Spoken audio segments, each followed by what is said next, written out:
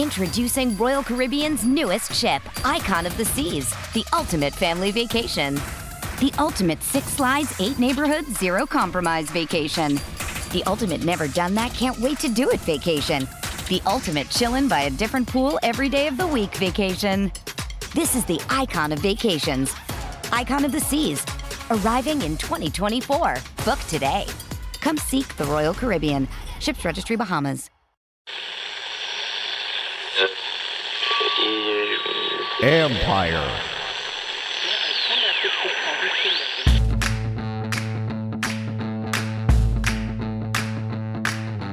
Welcome to another live stream edition of the John Carr Report.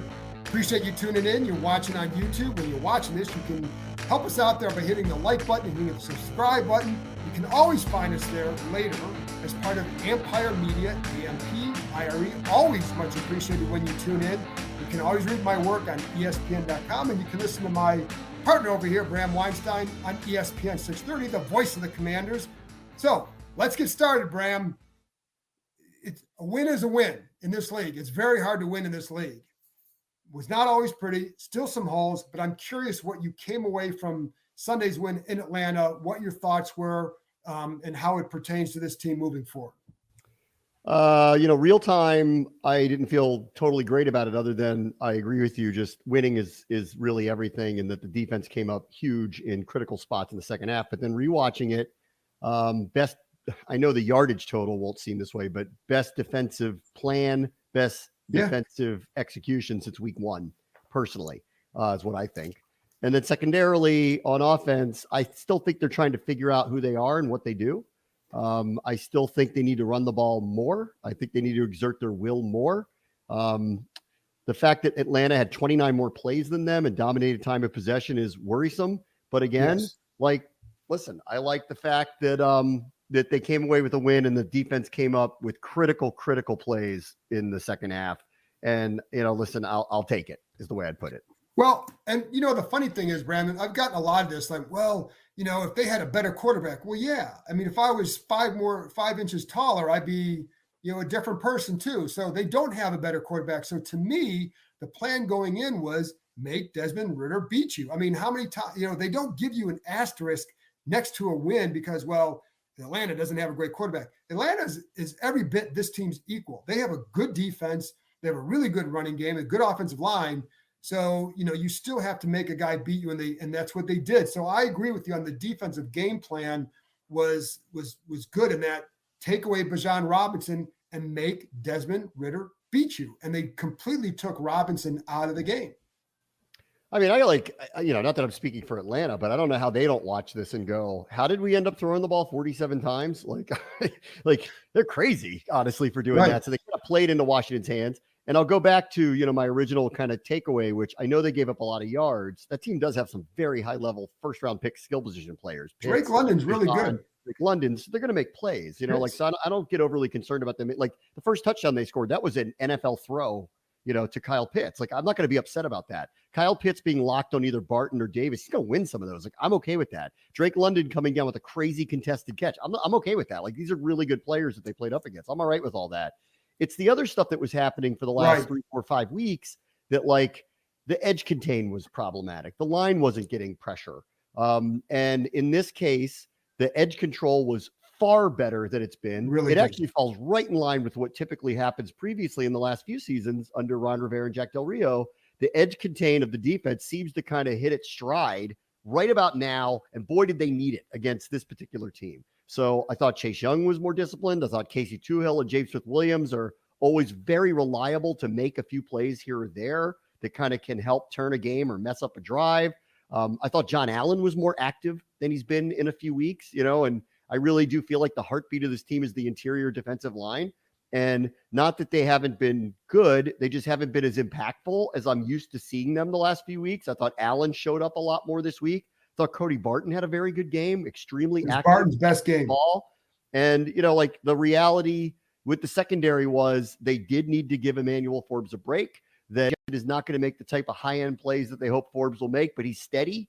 And I think it was a security blanket for them, frankly. Yeah, and I think, and I talked about this on the film review, if people want to know my thoughts on the defense in general, what they showed. I did the film review about why were they so effective stopping the run, and so much of it was about the 5-man front. Like it simplified, it identified their gaps in a better way, and I think that's why you saw the linebackers playing a little bit faster. So I think that was a good thing. You can't use it against every team because not every team presents the same thing. And somebody on here was asking about the 4-3. You're only going to see that, like you were seeing that Sunday, because Atlanta played a lot of 22 personnel. So 2 tight ends, 2 backs, right? Or 21 personnel. So it lent itself to playing a traditional 4-3 look at times. But the 52 was more effective overall. So it gave them a different look. So that's why they were able to do it. But it really kind of simplified that. And the one guy that you didn't mention who needs a big shout out is the big fella in the middle. When you're playing that 52, you better have a big guy in the middle, and that's John Ridgway. I thought he was really good too, played with some power, and he gives them that ability to really, I think, muscle some people in that interior. He has been playing pretty well. So I think that makes a difference too. And so I see. Why did it take Del Rio so long to realize you force turnovers when you blitz? And I will say this, 2 of the 3 came on very well-timed pressures, which will go back to, I think this really was the best execution plan that they've had. 2 of them were extremely well-timed pressures. Fuller was waiting for it off of a pressure. The interception in the end zone for St. Jude's came at a very well-timed pressure. The third one was really just a great individual play by Jamin Davis. Maybe that and the forced fumble on Russ. He's had 2 game-changing plays this year in the 6 games and 2 of the 3 wins. Right. That was a great individual play. I mean, they had him lined up on the edge with Bijan Robinson. That's a win for Atlanta 9 times out of 10. Jamin made an outstanding individual play. But the other 2, to go back to the point, was there were 2 pressures. It's not just relying on that front 4. 2 pressures that caused Ritter to throw the ball exactly where the corners were waiting for them, and they took advantage of it. So, I don't know if they ever get too reliant on this front 4 or if they're just reluctant to blitz more. I don't know how you feel about it. I'll be honest. They blitzed more than people seem to think because they were in the top half of teams in blitzing. In fact, I don't know if we have to call up the numbers now, but they were definitely in the top half of blitzes in the league. But when you have those front 4, the whole beauty of it is you should be able to get pressure with them and then play because coaches want to play coverage with 7. When teams are blitzing, it's usually to cover something up. Now, I think where I'd like to see more of is some more like they actually had one stunt that was really good where James Smith-Williams is getting home and Ritter gets rid of the ball in 1.6 seconds, which is ridiculous. But what I'd like to see is a little bit more of the overload blitzes where which teams do to them all the time. And, you can rush with 4 and cover with 7, but it's still an aggressive tactic. But yes, I mean, that was the other part when people say, well, about Ritter, they forced him into making bad mistakes. And that last one with Davis, what should have happened for Atlanta is that Bijan Robinson, to me, looks like he runs it too vertical. And if you're cutting inside, that's a play. He gave Jamin Davis an opening. Davis pounced on it and made a highly athletic interception. So, I think like that was a really good play by him. But I do think if Bijan Robinson runs the route right, that it's probably, it makes it a lot tougher, and it made it tougher on Ritter for sure. But yeah, the pressure was good. But that's what you do with a quarterback like Desmond Ritter. And it also helped that he's not a guy, I know he ran for 9 or 10 yards, but he's not a guy who's going to hurt you with his legs consistently. So they were able to keep him bottled up and made him throw off his back foot. He doesn't have the greatest arm to do that. And so that's what you do. Yeah, no, I thought it really was best executed defensive game plan since week 1, frankly. And the fact that they did throw the ball 47 times, that's on them. I have no idea what they were thinking. I mean, the tide had really turned. I think it was more out of attrition in the second half. They had run so many plays that clearly Atlanta was able to move the ball better on the ground. I think just out of attrition for the amount of plays that were being run. But once Ritter threw the ball, they were playing into Washington's hands. So I thought they played pretty well. Other side of the ball, just my general takeaway was I like the design of a number of the plays in the first half. I actually thought they were very creative at times. They have these moments in the red zones, 3rd or 4th time this year when they get in the red zone that EB's really, really throwing everybody for a loop, and they get these walking touchdowns. So his design in the zone so far this year has been very, very good. The only other thing I would, take away from is, again, I know that the numbers ended up being closer to even run pass. The fact that Brian Robinson got 10 carries, 16 over the last 2 weeks, it's just not enough, in my opinion. And the other thing that it's, like master of the obvious, Jahan Dotson with 1 target. I know they have a lot of weapons here, and there's always going to be this problem of someone's going to get kind of left out, but he's been targeted like 3 or 4 times in the last 2 weeks. He has a limited amount of receptions and yardage. At some point, they've got to figure out something to get him involved because he's as dangerous a player on the field as anybody that they have, and he just can't be forgotten about. So those 2 things are, I agree, as they kind of figure this out, incorporating Dotson way more than what they are, which is largely ignored, the last couple of weeks. And I just feel like Robinson has been their best asset. When they get a lead, I want them to go the Atlanta route, start trucking people and get the momentum going their side and wear the other team down. That's kind of a Rivera style, at least in the past. And I think they've shorted Robinson the amount of carries he probably should have had the last couple of weeks. I will say Sunday, I thought one problem with that was Calais Campbell and Grady Jarrett controlled the middle. And there were times where they had some big problems with those 2 in the middle. And I think it stuffed some runs, but I agree. Like you need to, that's one of the things with the defense in the second half and all the yards. The offense didn't help them at all. There were 3 really bad series for them that, I think that certainly detracted from what the defense was able to do. So, and I will say this, and we saw Chris Rodriguez get some carries. I like him in this offense. I feel like one of the things that he did, and he only had a couple runs, but he had, I think on the 13-yard run, for example, I think he knows how to set guys up with this and know to run with the level of patience you need and then to cut back. And there was one run he had where he was able to do that, and it was the action of the play was good, and it froze the backside linebacker, but also the action of Rodriguez allows Nick Gates to get to the linebacker, seal him off, and there was a nice little lane for him. So I like what he does in this offense. I'm just curious to see I don't know how many carries he can get going forward, but I do agree with you. There was some more opportunities for that, and Dotson absolutely has to get the ball. Bram, watching that game again, it felt like at times he was a decoy. And then the other problem is there are a lot of times he's running routes that are a little bit deeper, and so by the time he's turning around and might be open, the ball's probably already out. And on Sunday, it was probably going to McLaurin. So there are times where I don't get why they don't try to use him a little bit more, because he's a guy that if you can get him in space, he can do some damage on some of those underneath routes. We saw it last year. We saw it against Philly. He needs to be more involved. And it's hard because you say that like, well, they got to get Terry involved. Well, they got to get more runs. They got to do this. You got to stay on the field to get all these guys opportunities, but Dotson definitely has to get more. Yeah, and, it's just like I said, we've known this because they have a lot of options, that there's somebody's going to be the person who goes hungry for a couple of weeks because they just don't get the ball that way. And I like when they always say your turn will come. I agree with that.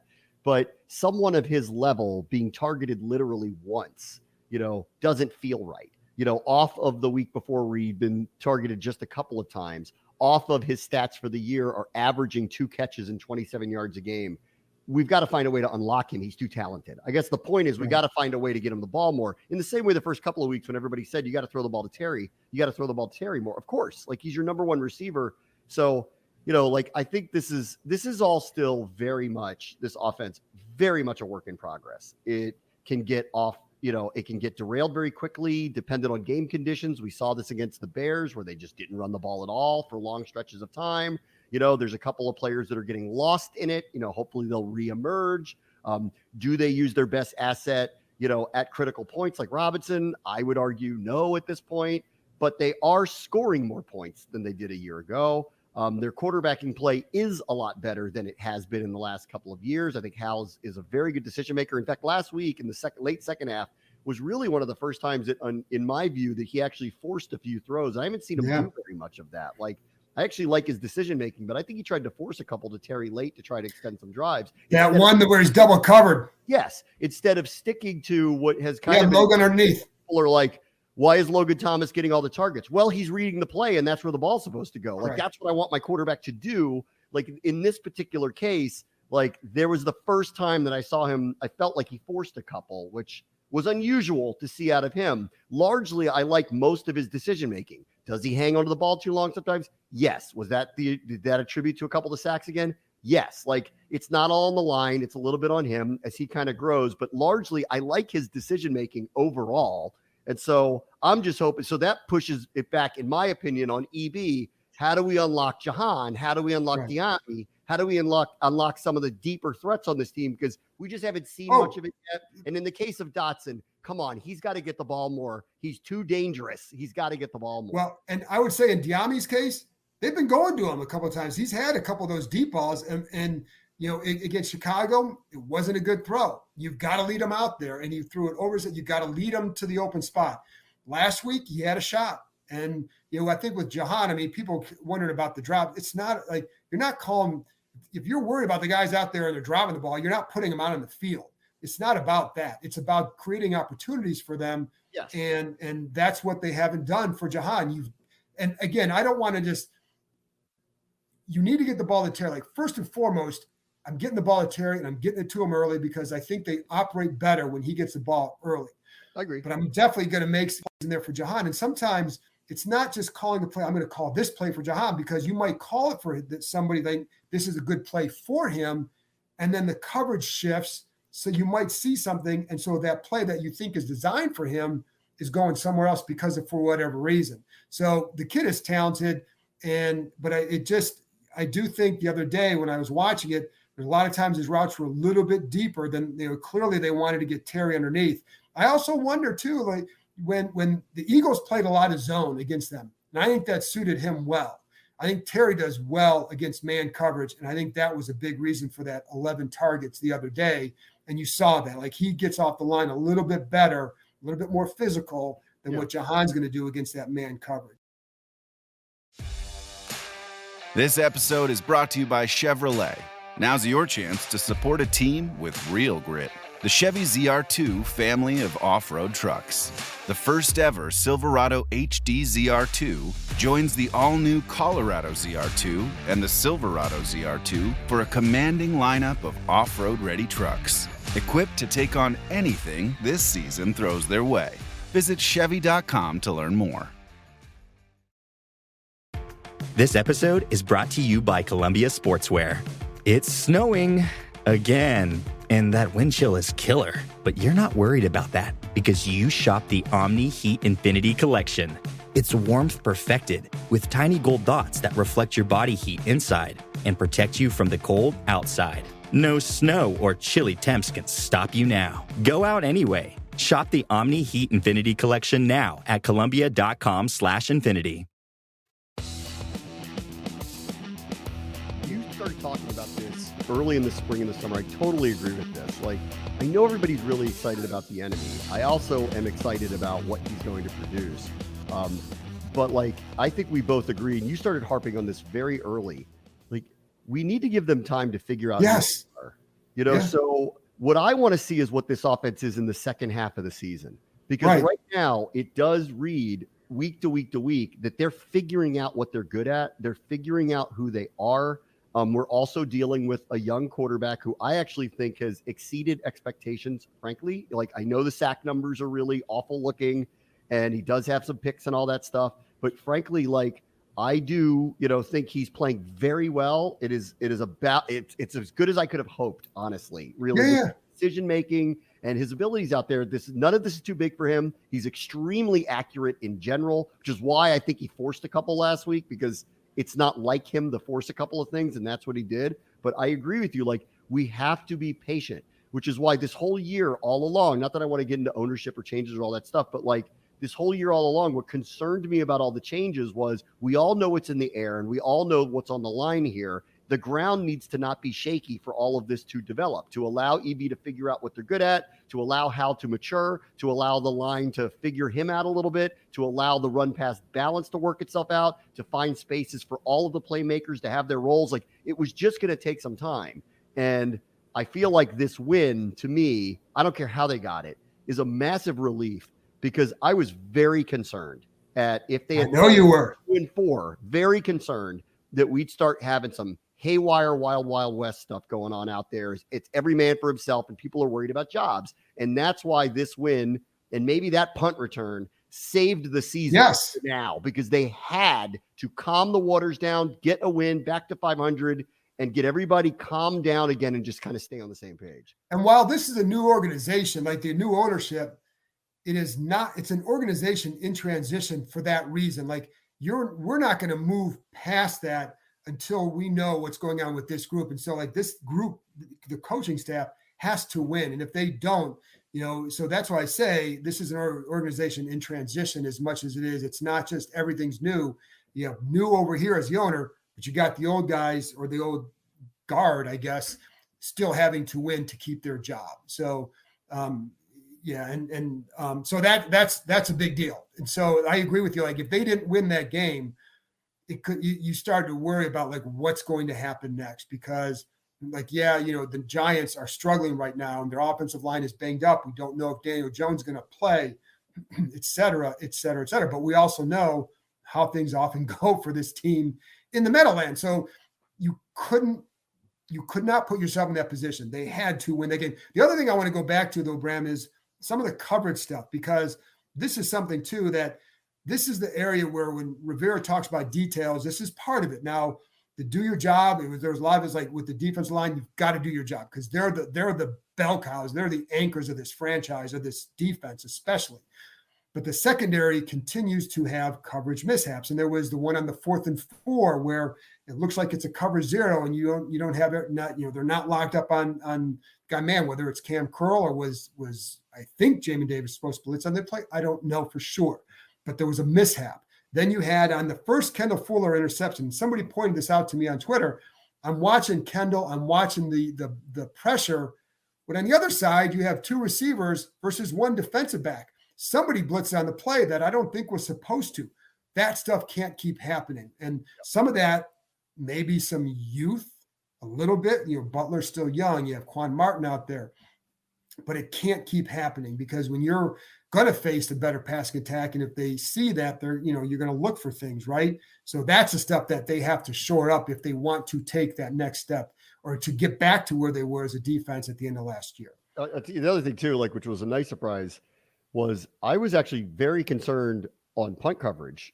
Mike Hughes. Good job there. Without Holmes and without Reeves, they're 2 gunners and one's a Pro Bowler.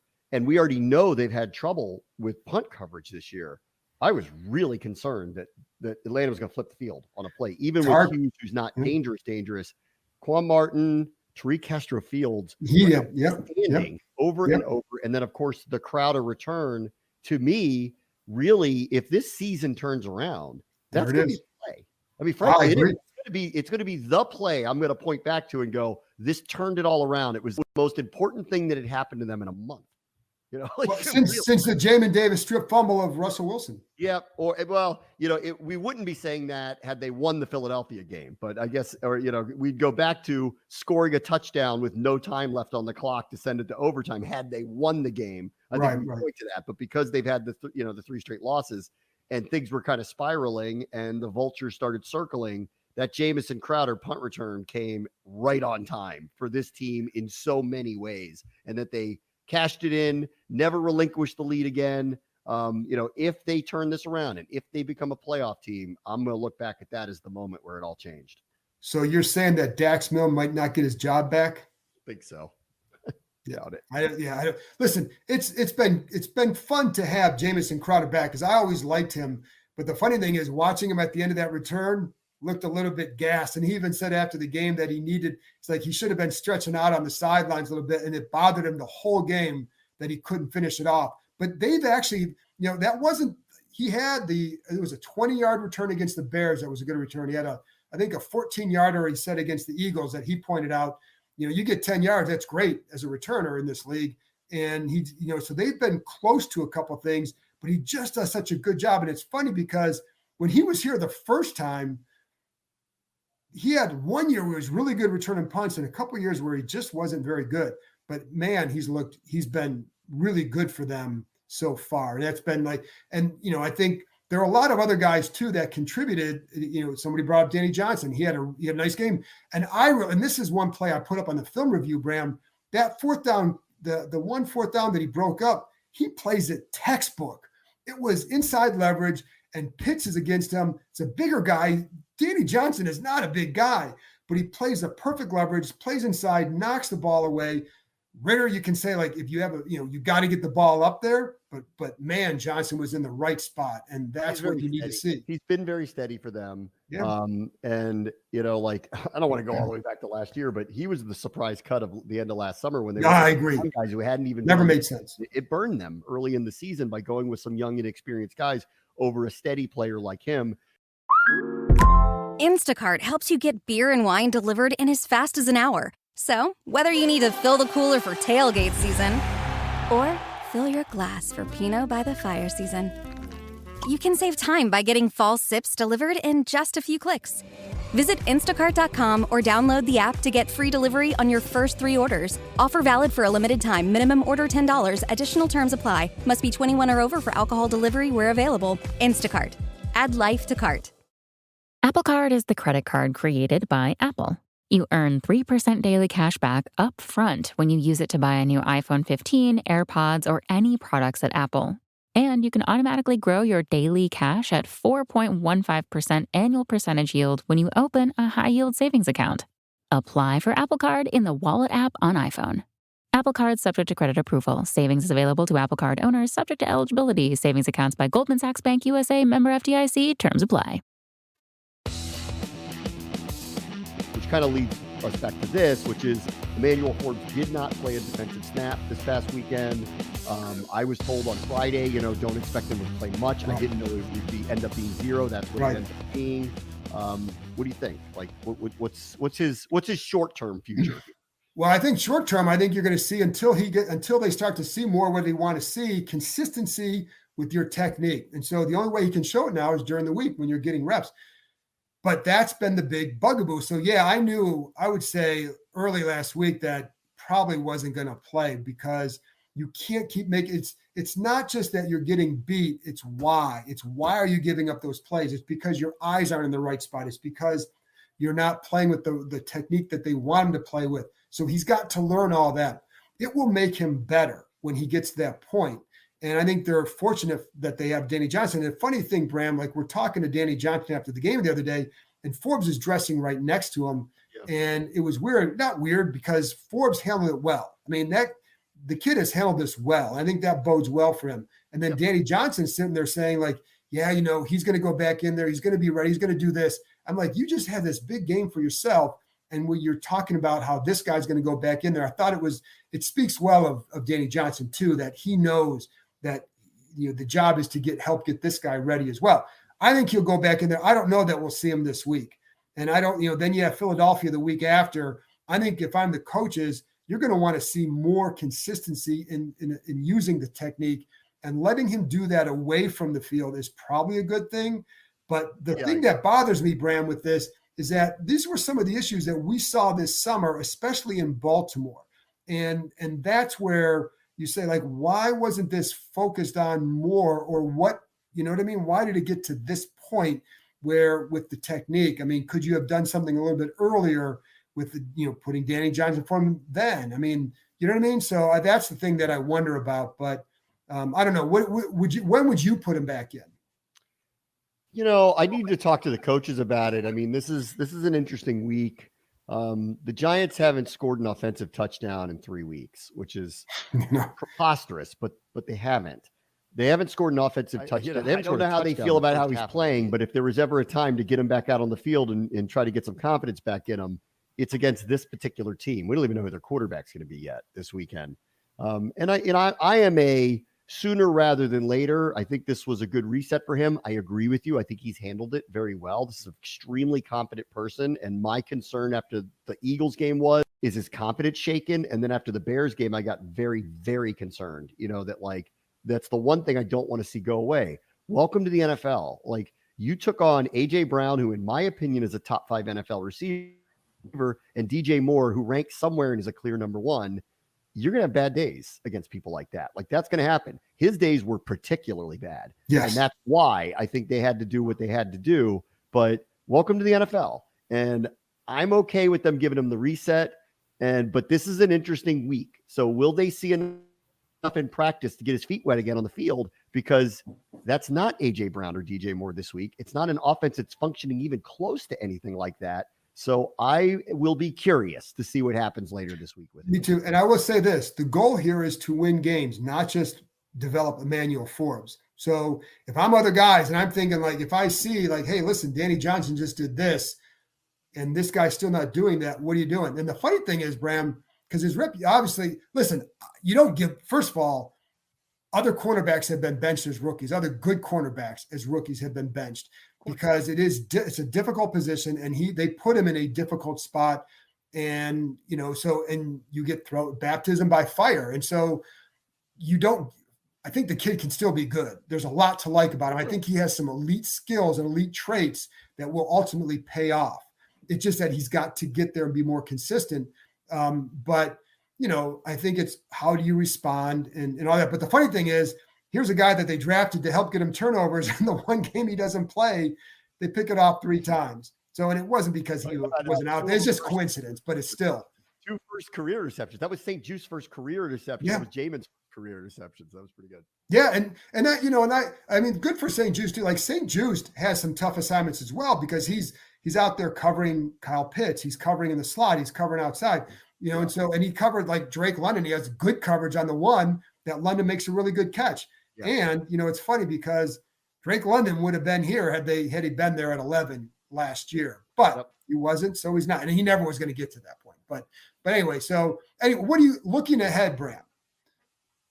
So Giants this week, what's your concern? What are your early thoughts on that one? I mean, the fact that this team lost to an 0-4 team has me counting no chickens about anything. And they played their best game Monday night. So, so maybe they're getting a little bit better. But man, I mean, you just look at how they played, how far they get behind, the metrics on both sides of the ball. I mean, I couldn't even believe I saw this. Kayvon Thibodeau has 4 sacks. They don't have a single other player with more than a half sack. Here's a team that's struggling to keep their quarterback upright. They're losing until Monday night. They're losing by an average of 23 points a game. Like, this is teed up for them, to get a win and get to 3, but there's nothing that's guaranteed. Like, go look at the results over the weekend. How does it Cleveland with a back quarter, Cleveland with their 3rd string quarterback basically beat the 49ers. The Eagles lost to the Jets. Like, there's Arizona's beaten Dallas this year. Like, we lost to the Bears at home, got smoked by the Bears at home. So there's no gimmies. And we know against this team in particular, with the lone exception of that week 17 game where Joe Judge was going to be fired and they were playing from actually, and were scared to run offensive plays. Every game this team plays against them is close and always seems to take a turn the wrong way when Daniel Jones is playing. And so what am I worried about? I'm worried about all of that. That said, I do assume that if they play with the type of intensity, especially defensively, that they did last week, that they're going to figure out a way to win. That's what my hope is. Yeah, and they have to, because you need to build momentum. The second half of the schedule is really brutal, so you need to build momentum, and you can't afford to lose these games anymore. And so, this line, and I talked to Jordan Rana on my ESPN counterpart earlier today for the podcast that will be out Thursday about the Giants, and like they are in a state of hurt along that offensive front. And you don't know, is it going to be Tyrod Taylor? The one thing to watch, though, is Tyrod Taylor will go downfield more than Daniel Jones. And so he's going to, I think they'll test this coverage down the field a little bit more. But if he has the time to do so, the real worry for me, Bram, is Wink Martindale. What does he cook up against a young quarterback? That's the big concern for me. And what happens there? Because listen, there have been so many times that you go, like, they play in the Meadowlands, like they're just better than the Giants. And then you pick them and it's like, how did they lose that game? Yeah. Well, it's usually like a crazy play early in the game or some turnover early in the game that just takes whatever momentum they might have. Like last year, they're up, 10-0, and they gave up a big play. I think it was a little bit of a broken play, and that changed the game. The Giants were doing nothing. And so you can't let them get that kind of momentum early. And that's one thing they have to do. They'll be a desperate team. And, I think Washington needs to play that way too. I mean, frankly, that loss to the Bears, the near miss against the Eagles, they have a hole to climb out of now. They're chasing two teams that are probably going to be playoff teams ahead of them. They need to keep up. This is a must. I mean, these musts. Listen, they're catching this team at 1-5, and their metrics are awful on both sides of the ball. I mean, they kind of have to win. I hate putting the pressure on it because I agree. Like in the end, winning an NFL game is really hard. I don't care how you go about doing it. But this one is set up for them to get to 4-3. And I think we feel they have to win a rematch because the Eagles are playing a night game against Miami. I don't know what their record's going to be when they show up here in a couple weeks. So it should be interesting. You have that. And then you also, like, this team has New England the week after. This is a chance to build some momentum in a couple weeks too. So this is a chance to build some momentum. You cannot let these opportunities slip. They already blew one with the Bears. You can't blow another one. And that's why, I think there's a little bugaboo with them with the Giants that you can take care of that by winning. By the way, the other guy I wanted to give a shout out for what he did Sunday was Cornelius Lucas. That dude played a clean game. And I think he's exactly what you wanted to back up. And, I think the one thing with him always has been for them, if you wanted to play him full time, I think the feeling is the more he plays, it just maybe gets a little bit more worn down, not because he's out of shape, but because his size, his height and all that. It's one reason why they like him as a backup, but he's a good backup. And he showed that Sunday. He did exactly what they needed him to do in that game. Yep. And it was a last minute thing, obviously. Exactly. And so unfortunate thing, but he handled it very well. So very steady for them as a swing tackle. He's been kind of invaluable for them. And in the same way that I would talk about like Smith Williams, Tuhill, they show up when you need them.